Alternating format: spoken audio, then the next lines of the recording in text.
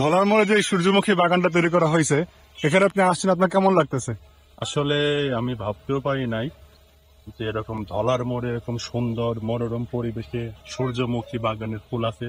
সেখানে এসে খুব ভালো লাগছে। আসলে মানুষ দেখতেছি, অনেক ফুল গাছ দেখতেছি, সব মিলিয়ে ভালো লাগতেছে আর কি। এটা ভালো লাগার মতো জায়গা যে ফরিদপুর জেলায় এরকম একদম সুন্দর সূর্যমুখী বাগানের ফুল আছে। এই জন্য আসলে নিজেকে খুব ভালো লাগছে। আপনি কি জানতেন আগে যে এখানে এরকম একটা না, আমি জানতাম না। আমি এখানে এসে তো আমি পুরাই অবাক। এত সুন্দর একজন মনোরম পরিবেশে সূর্যমুখী বাগানের ফুল আছে, আমি তো অবাক।